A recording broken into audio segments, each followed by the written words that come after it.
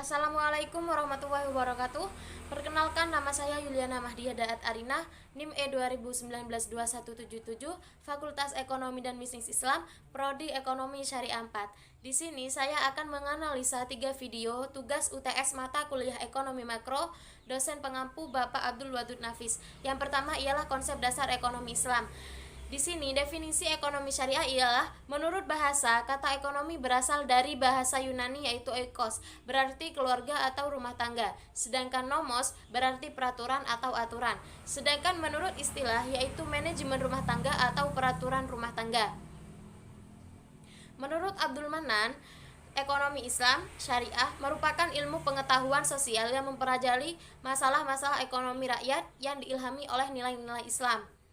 Beberapa ahli definisi ekonomi syariah sebagai suatu ilmu yang mempelajari perilaku manusia dalam usaha untuk memenuhi kebutuhan yang terbatas di dalam kerang syariah Islam. Definisi lain merumuskan bahwa ekonomi syariah adalah ilmu yang mempelajari perilaku seorang muslim dalam suatu masyarakat Islam yang dibingkai dengan syariah Islam. Dengan fitrahnya, ekonomi syariah merupakan satu sistem yang dapat mewujudkan keadilan ekonomi bagi seluruh umat. Di sini, sedangkan dengan ciri khasnya, ekonomi Islam dapat menunjukkan jati dirinya dengan segala kelebihan pada setiap sistem yang dimilikinya. Dasar hukum dan tujuan ekonomi syariah. Di sini landasan syariah ajaran Islam memberikan jalan tengah yang adil untuk berbagai pasangan antara lain dunia dan akhirat, antara rasio dan hati, antara idealisme dan fakta, antara individu dan masyarakat. Ajaran Islam mengacu pada berbagai sumber yang telah ditetapkan. Yang pertama ialah Al-Quran. Al-Quran adalah sumber utama pengetahuan sekaligus sumber hukum yang memberi inspirasi pengaturan segala aspek kehidupan. Sebagaimana firman Allah dalam surat Al-Baqarah ayat 2. Kitab Al-Quran ini tidak ada keraguan padanya, petunjuk bagi mereka yang bertakwa. Selanjutnya dalam surat Al-Imran ayat 138. Allah Subhanahu wa taala berfirman, Al-Quran ini adalah penerang bagi seluruh manusia dan petunjuk serta pelajaran bagi orang-orang yang bertakwa. Dengan menggunakan Al-Quran, berarti manusia menjalani hidup dengan mengacu pada buku pedoman dari yang menciptakan manusia yang maha tahu tentang manusia. Kedua, hadis dan sunnah Rasulullah Shallallahu Alaihi Wasallam yang berarti cara, kebiasaan yang merujuk pada perbuatan, fi'il, ucapan, qaul, dan ketetapan ada takril dari Rasulullah. As-Sunnah ini pada prinsipnya merupakan sumber hukum yang berisi tentang penjelas terhadap apa yang disampaikan dalam Al-Quran dan beberapa aturan yang lain yang memang belum diatur oleh Al-Quran. Yang kedua, landasan konstitusional. Secara historis yuridis, kegiatan ekonomi syariah Indonesia khususnya diakui secara yuridis sejak lahirnya Undang-Undang Nomor 7 Tahun 1992 yang kemudian diubah menjadi Undang-Undang Nomor 10 Tahun 1998 tentang perbankan. Selanjutnya pada tahun 2008 ditetapkan dua undang-undang, yakni Undang-Undang Nomor 19 Tahun 2008 tentang SBSN, Surat Berharga Syariah Negara, dan Undang-Undang 21 Tahun 2008 tentang Perbankan Syariah. Dalam penjelasan Undang-Undang Perbankan Syariah dijelaskan bahwa tujuan pembangunan nasional sebagaimana diamanatkan oleh Pancasila dan Undang-Undang Republik Indonesia tahun 1945 adalah terciptanya masyarakat adil dan makmur berdasarkan demokrasi ekonomi dengan mengembangkan sistem ekonomi yang bertumpu pada mekanisme pasar yang berkeadilan. Yang poin ketiga ialah tujuan ekonomi syariah. Di sini falah sebagai tujuan hidup. Falah berasal dari bahasa Arab dari kata kerja al-falah yuflihu yang berarti kesuksesan, kemuliaan atau kemenangan. Untuk kehidupan dunia, falah mencakup 3 pengertian. Yang pertama, kelangsungan hidup, kebebasan keinginan, serta kekuatan dan kehormatan.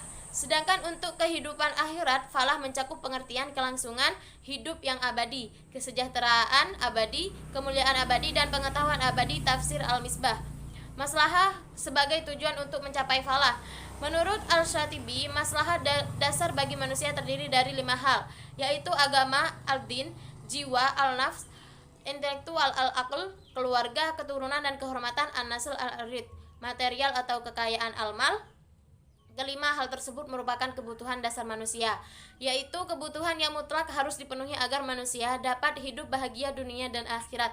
Ekonomi syariah bukan hanya merupakan praktik kegiatan ekonomi yang dilakukan oleh individu atau komunitas muslim yang ada, namun juga merupakan perwujudan perilaku yang didasarkan pada ajaran Islam.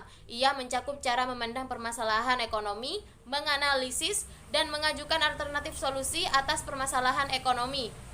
Ekonomi syariah merupakan konsekuensi logis dari implementasi Islam secara kafah dalam aspek ekonomi. Yang kedua ialah tentang pengangguran dalam perspektif Islam. Di sini, pembangunan ekonomi di berkembang salah satu masyarakat yang kerap kali ditemui adalah tingginya jumlah pengangguran. Hal ini dapat terjadi karena berbagai sebab. Umumnya terjadi dikarenakan jumlah lapangan pekerjaan lebih sedikit dari jumlah angkatan kerja. Menurut Iskandar Butong, pengangguran dapat terbagi menjadi 3. Yang pertama ialah pengangguran siklis. Yang kedua di sini pengangguran friksional. Yang ketiga pengangguran struktural. Dengan tingginya tingkat pengangguran dapat berakibat buruk terhadap perekonomian, kesejahteraan masyarakat akan menurun dan juga akan berpengaruh terhadap prospek pembangunan ekonomi dalam jangka panjang.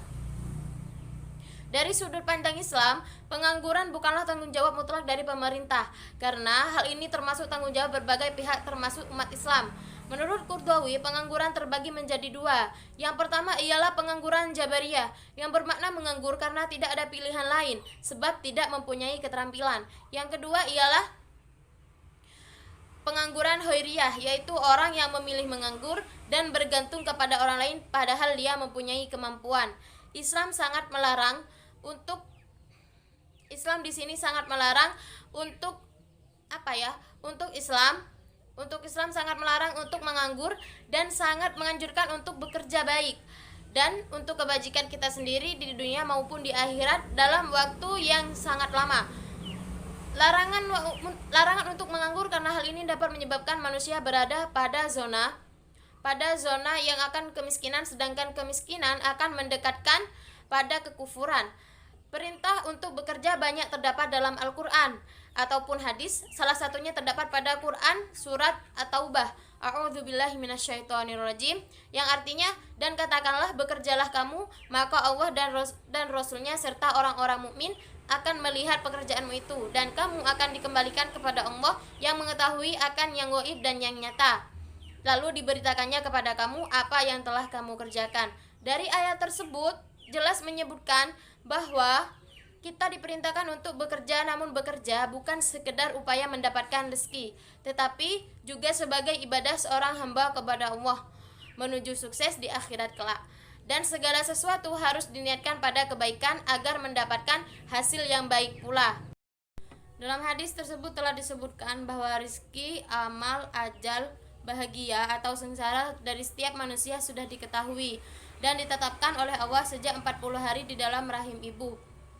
Rezeki sudah ditetapkan, namun bukan berarti manusia tidak harus bekerja dan berusaha lagi. Manusia diketahui takdirnya oleh Allah dan bukan berarti manusia tidak punya pilihan. Manusia harus tetap berusaha dan bekerja.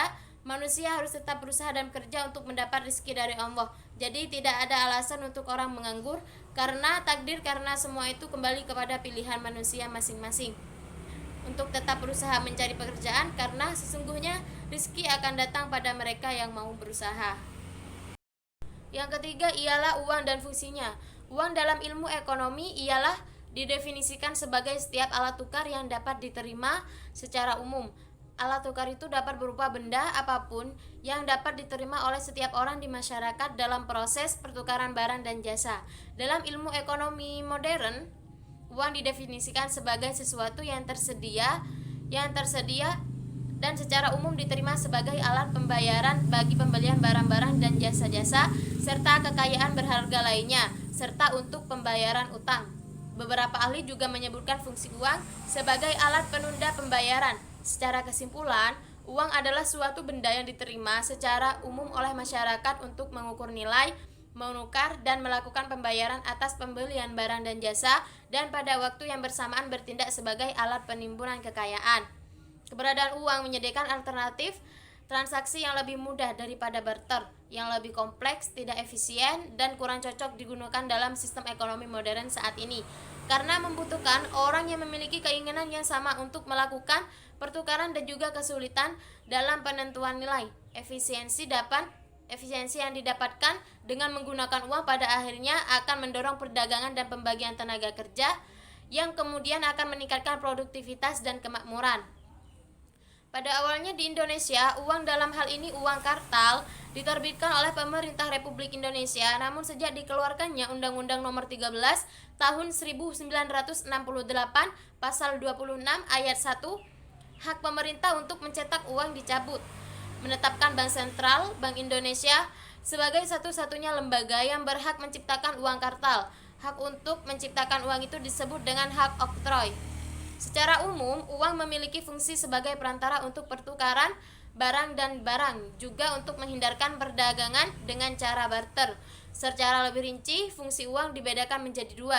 Yang pertama ialah fungsi asli. Di sini, fungsi asli uang ialah ada tiga, yaitu sebagai alat tukar, sebagai satuan hitung, dan sebagai penyimpanan nilai. Uang berfungsi sebagai alat tukar atau medium of exchange yang dapat mempermudah pertukaran. Orang yang akan melakukan pertukaran tidak perlu menukarkan dengan barang, tetapi cukup menggunakan uang sebagai alat tukar. Kesulitan-kesulitan pertukaran dengan cara barter dapat diatasi dengan pertukaran uang.